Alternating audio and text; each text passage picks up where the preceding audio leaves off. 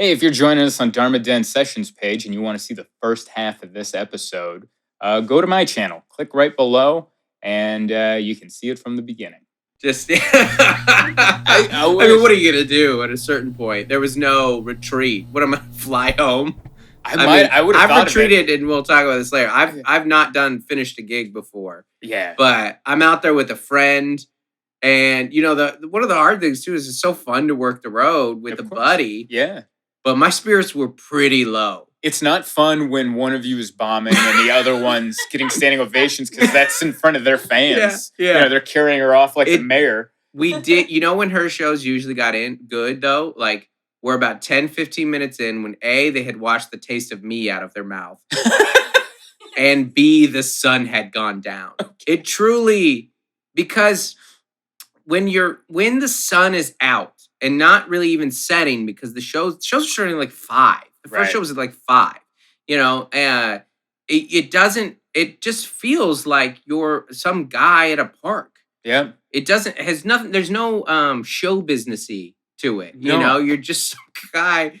Like it feels like a rally of some type, or I don't know what it was, but I know there was no showmanship to it. There was no like, oh man, they're coming out from backstage. I wonder what they were doing in the green room. This is so cool. They're like, it felt like an open mic at a family reunion. I could definitely get that feeling. But what do you think is worse? Because you've done both, outdoor show or Zoom show. I mean, it's a punch to the face or a punch to the balls. As long as you're not expecting it, you're like, yeah, exactly. I mean, I think it's I've done on my Zoom shows. Yeah, I request them, and anyone that comes in for private, I request a pre-record or everybody's muted. You like muted, and I don't even see them. I just look at myself for 45 minutes to an hour. See, I want the opposite. Yeah. All right, and it backfired. I did. In December, I did 3 company Christmas parties, 3 of them, all on Zoom, all on the same day. Yeah. And the first one was at 1:00, and I asked everyone to put their mics on so I can hear the laughter, so it feels like real comedy. Right. And there's this one lady. She's I could tell in her voice she's older. Yeah. And she has no video on. It just says Nancy on the screen. That's all it says. And then she accidentally left her mic on. She doesn't know it's on.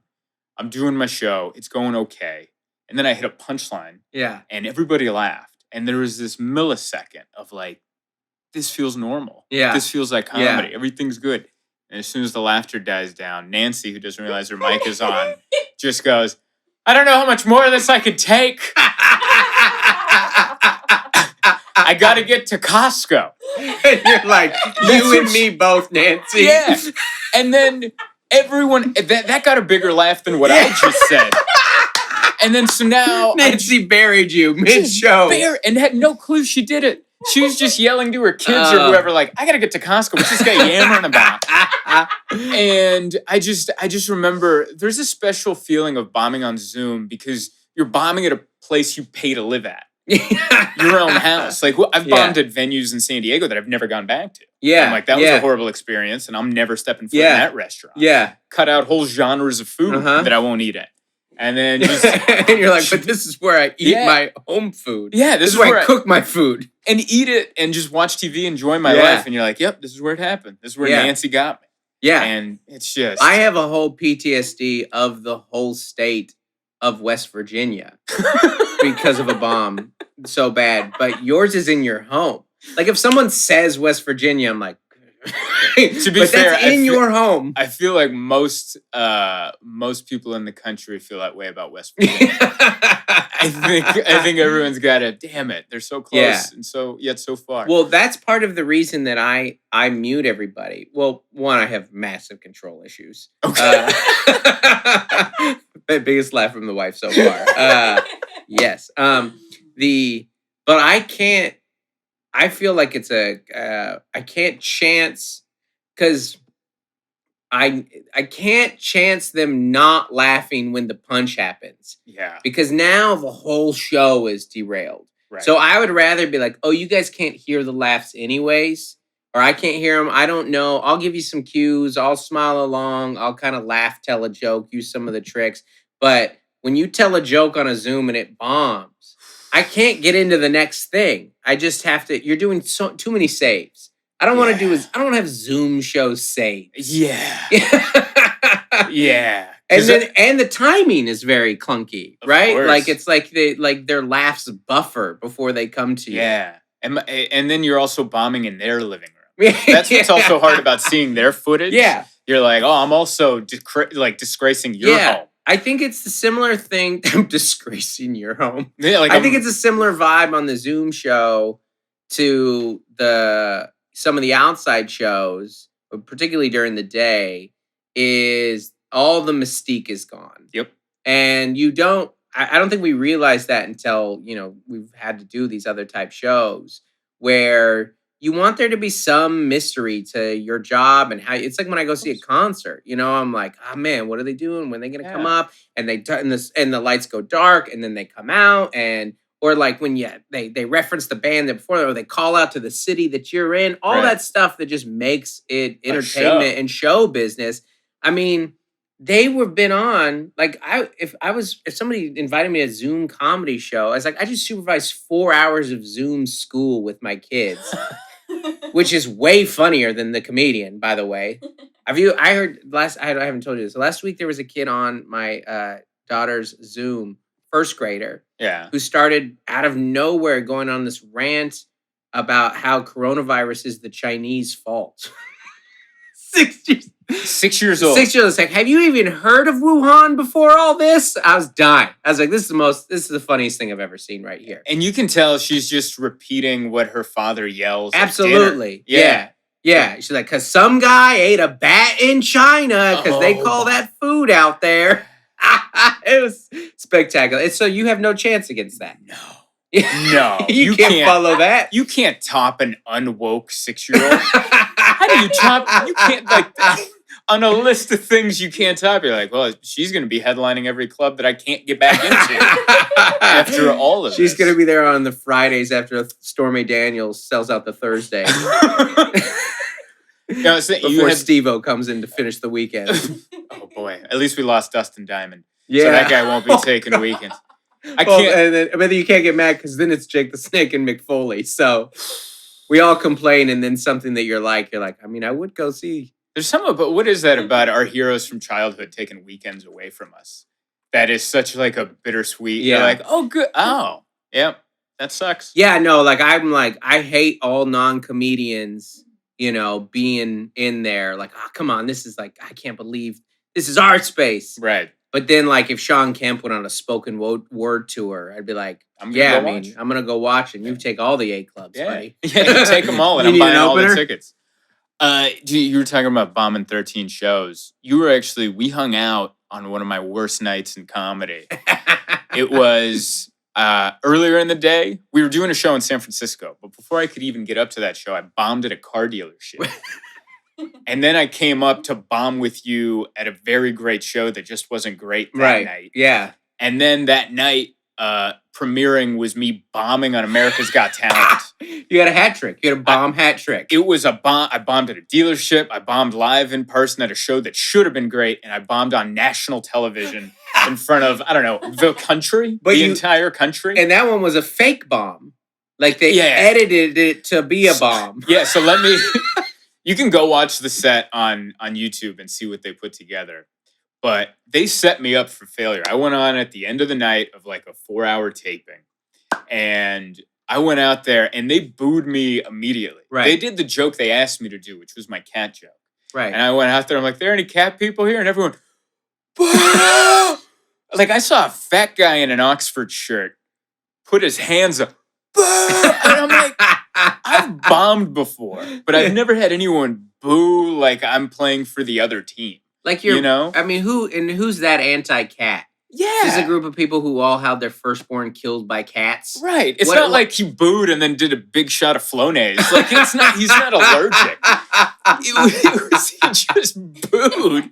And then, but I had a minute or 3 minutes. It was very short. I open, they boo me out of the building with a cat joke. And then I'm like, what do you guys want me to make fun of the fact that I grew up without a father? And then did a joke about that, just being a comedian, trying to pull stuff out of my ass. So I do a bit from year one, and that turns it around. Yeah. So then it goes to the judges, and Simon goes, "I didn't think you were funny," and I'm like, "I expected that." And then, but the other three passed me, Right. and they're like, "Well, we loved how you were able to turn that set around." So you moved on. I technically moved on, and then afterwards, the producers I talked to a lawyer afterwards. And he was like, technically, it's up to the producers now. So we'll let you know. Right. And I was having like indigestion from thinking about having to do this again. And thankfully, they didn't pick me. And then, but the thing that I remember before I went out there, because the last 3 acts before I went out there got booed. Right. And I remembered going, listen, they can edit you to make you look like however they want. So give them nothing to work with. Yeah. So I can tell you what I wanted to do when that fat guy in the Oxford shirt was booing me. Yeah. I wanted to cuss him out and undress him verbally. Yeah. But I'm like, I'm not giving him that. I just smiled like a doofus and went, and they had nothing to work with. So it just looked like I was general bombing. in 300. Yeah. Like, take everything, give them nothing. I was watching the arrows coming in, and I just stood there and smiled. Give them nothing! Yeah. I smiled like I was on a dentist billboard, just like, yep, these are my teeth. And I was able to get out of that. So I filmed that like 3 months before. And then they let me know. They actually let me know, like, hey, it's debuting on Tuesday. Yeah. And I'm like, why would you tell me? So I blocked them on social media so they couldn't tag me in anything. Yeah. And I mean, how cruel the universe that comes out on the day that you have 2 in-person bombs, too. That's my 13 bombs. Yeah. Those 3. I mean, I think that levels of 3. You get 13 bombs within one day. Right. But in front of 30 people a shot. Yeah. And I had 3 bombs in front of, I don't know, 200 million. Yeah. You know? If I recall, though, because I remember I pick you up from SFO. Yes. And I'm like, hey, dude, we're doing a week of shows in my favorite comedy city. Right. Which is the Bay Area. I can't wait. They're so fun. All cool independent shows. We're going to have a great time. Yeah. And the first one is a legendary show, in Marin County, North County. It was the show that Robin Williams built. Yeah, Throckmorton. Throckmorton. And it was supposed to be, but I remember if I recall, didn't you say like, you actually felt good about the dealership thing, like, because you had like a joke at first work? No. So this was the first show I did. Was at 1 PM at a car dealership. It was a company appreciation party. Let's bring in a comedian. Yeah. That I turned down 3 times. They reached out through my old college agent at the time, and they're like, "Hey, there's these people at a car dealership down the street from where you live. Want to do this Toyota dealership?" And I'm like, "No, that sounds horrible." And then they came back and they raised the money, and I said no. And then they raised the money and said again, and then said, we'll drop you off the airport so you can make your shows in San Francisco. Yeah. And I'm like, so now it's like rent money and then some. Right. To go bomb at 1 PM, I'm like, whatever, I'll go show you that this doesn't work. And then so I show up and the show is in the showroom. And they locked the dealership. The car dealership showroom. So we're talking about surrounded by a bunch of Ford Focuses. I bombed in front of a Yaris. I bombed in front of a Toyota Yaris. And they closed the dealership. It's as bright as can be. We already talked about how daylight is horrible for comedy. It's pouring in sun. Did they put you in the spinning one where the car I would have left. I should have left. I should have left anyway. But I go in and it's a classic bomb story like you hear from our peers. Yeah. And comics that have come before us. Like I show up and then it's like the salesmen are over here, the mechanics are over here, people that are working the office over here. And before I go up, the owner of the dealership gives a speech. And then he introduces a young woman who comes up and gives a speech saying that because you guys gave us $5 out of your paycheck for a few years, I was able to get a kidney. And now, not only did I not die, I get to go to UCLA and go to university, go to college. Yeah. People are bawling, crying. Bawling. Everyone's sobbing. And I turn to the guy who booked me and I'm like, hey, I'm about to bomb, right? This is about, and he goes, no, you're going to do great. While he's like wiping tears from this girl's kidney failure.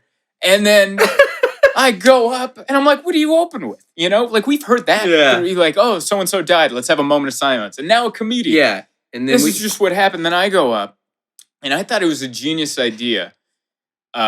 because I was like, well, it's all car salesman people, you know, Yeah. and other people at the dealership. So I said, hey, it's so good to be here. And I looked at him. I'm like, hey, it's just us. Yeah. Leasing a car is a sucker's game, right? Yeah. That's what I opened with.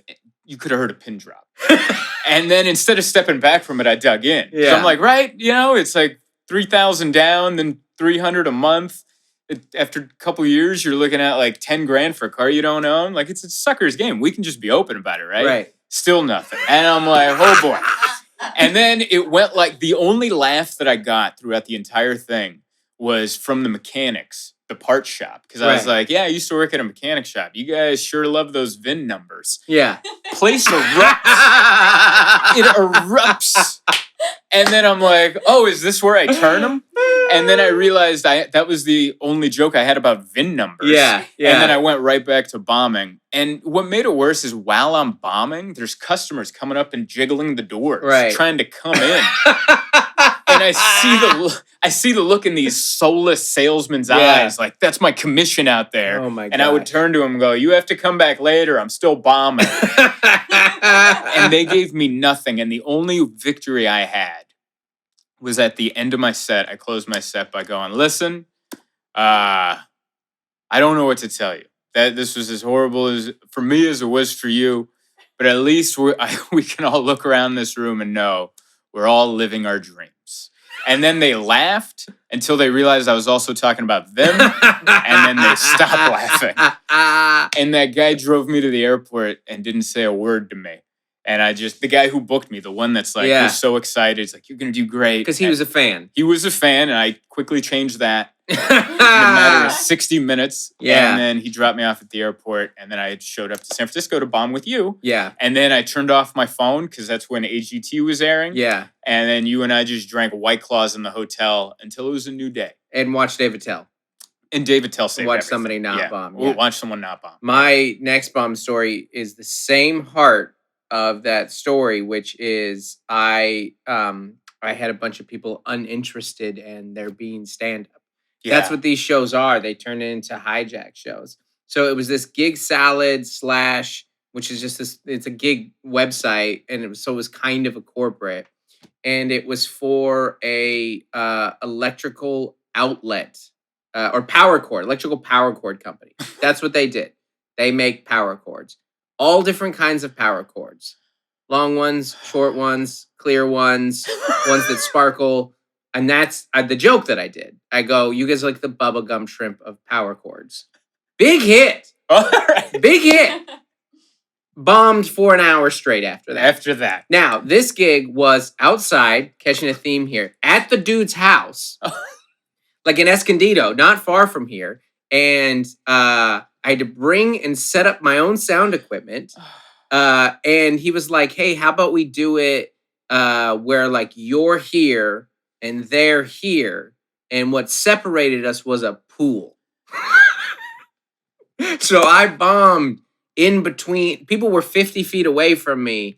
And I'm on the ground. They watched me set up, like I'm a DJ at a wedding, just set up my own speakers. And then kind of get their attention. And he's like, hey, same deal. We brought in a comedian. I saw this guy online. I think he's great.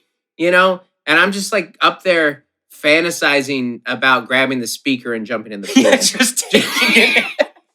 You know how like people on the Titanic were grabbing for things that floated? You were grabbing for something that sunk. And No. You guys, electricity's your thing, right? Just make sure this is plugged in when I jump in the pool with this thing.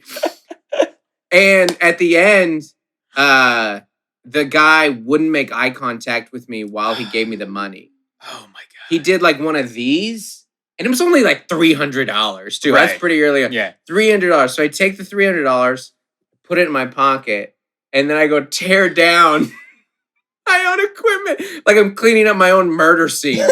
You know? Only I'm the person that died, you know?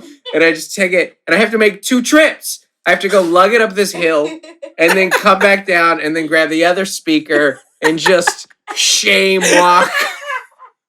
I'm sweating, pitting out, just going up as people are nobody offers to help. Of course. Oh my God. So when people are uninterested in a show, they didn't know. They thought they were at the boss's house for a little party. They thought they were going to have drinks, and they didn't know they were going to have to listen to a comic on the other side of a moat. and then watch him bomb for an hour. The separation felt like a metaphor. It did. What separates us is a pool in our yard. Yeah. I think that's what separates all of us. Exactly. Yeah. This is like that guy has a pool and this guy doesn't. You and I feel like we don't do as many college shows as we used to. But you and I have classically bombed at colleges. And my favorite is yours. Which happened in Pennsylvania? West Virginia. Oh, West Virginia. That was a little teaser. That was a teaser earlier. Tell us about West Virginia. It's the worst gig I've ever had. And for context, I had been on the road 11 days. And this was the last gig of an 11-day run. So pretty long. We usually do weekends. Yep. Thursday through Sunday, back Monday. Yeah, exactly. I had an off day.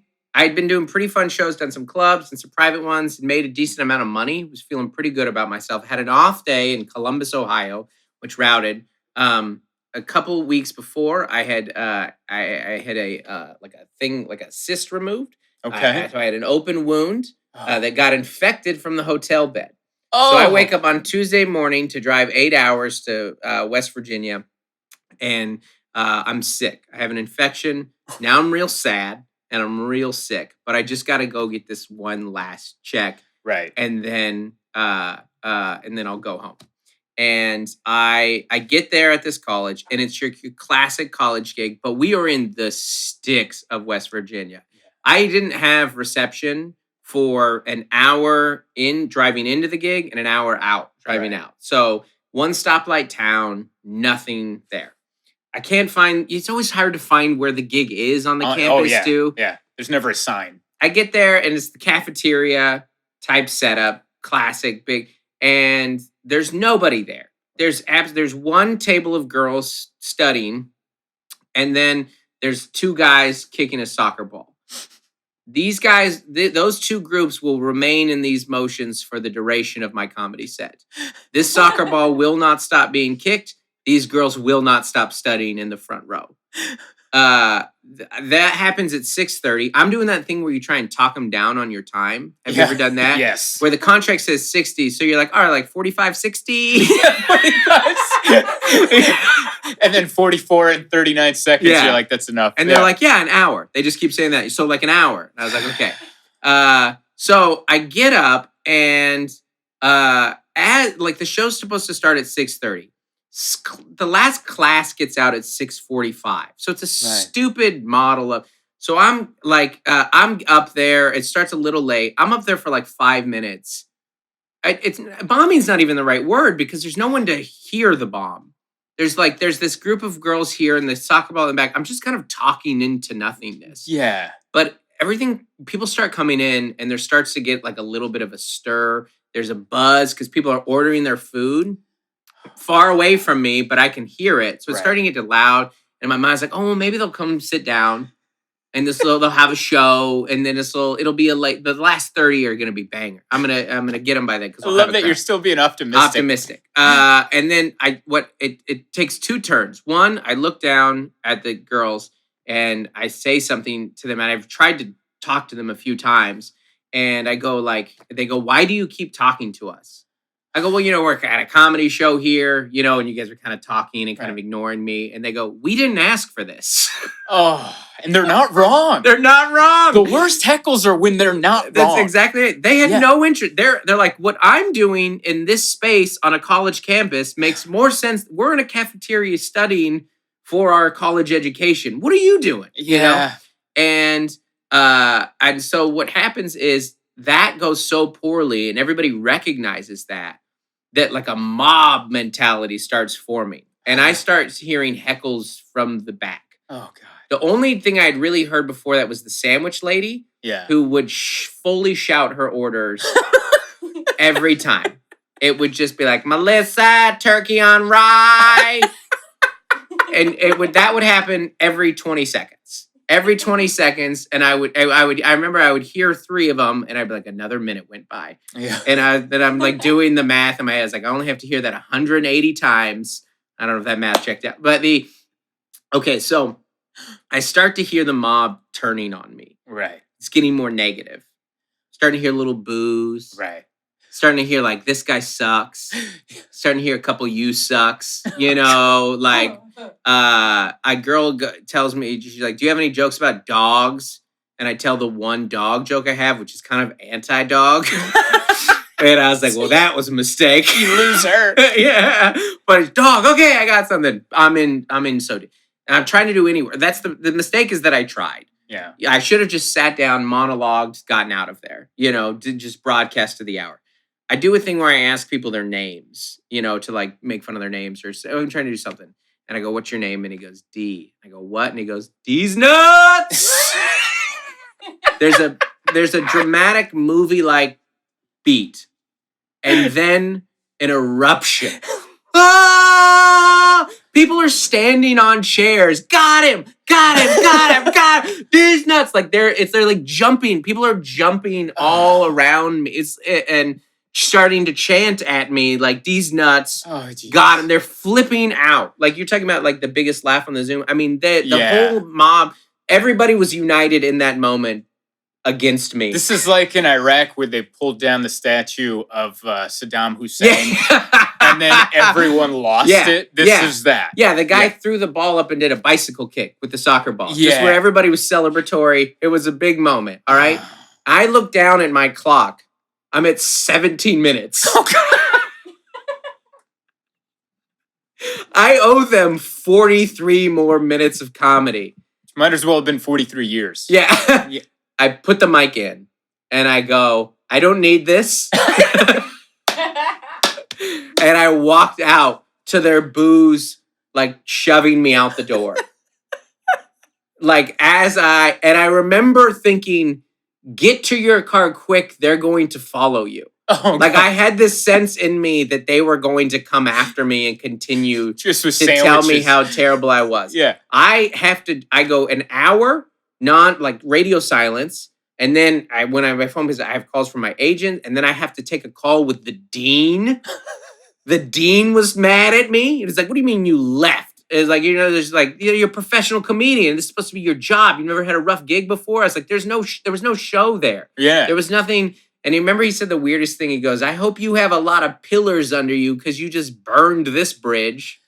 Which is like, oh no, I can't come back here. What's the name of the school? I'm not going to say it because I don't want them to find me. Oh, okay. How about this? The entire state of West Virginia, pull the plug and go down. Yeah. We're done with that state. Because I don't think people understand what bombing feels like. Bombing is like drowning. Mm-hmm. And you're grabbing for anything to keep your head above water. Right. And then you get to the ship to try to climb back on, but the ship is on fire. And then so even if you get out, you're going to burn in the flames. Yeah. And then that's what you had to go through. And D's nuts is you can't come back from that. Not when they like that. No, when they like that, there's nothing. It's over. I drive to the Baltimore airport. I have to take a red eye home, and I wake up. I called you, I think. Yeah, I was like in PTSD mode. Yeah. You called me while you were driving to the airport. Yeah. And then I take the flight and I get there and I turn on my phone and I have like 50 Facebook notifications on my page that just say, these nuts, these animals kept trolling me after because my dumb name and flyer was on some flyer. West Virginia should never be allowed to vote. You don't get any electoral votes. These were people there. These were people there for higher learning. Yeah, unacceptable. Yeah, I think. I definitely don't have a story that tops that. I think that's going to be the show for this. Thank you for coming. Thanks for having me. Yeah, it's and like if you a therapy session. Yeah, if you want to watch him do the opposite of that and crush, go to Amazon Prime and watch Overwhelmed. Overwhelmed, yeah. Outdoors. Outdoors. And guess what? No one yelled during the show. D's nuts. No, a guy does fall asleep during the show, though. Well, he's wearing a mask. It reminded him of a CPAP machine when he went out. That's how that goes. But thank you for joining us for another That Time I Bombed. Don't forget to click subscribe and like and share and all that good stuff. Follow Dustin. Follow myself. And cheers, everybody.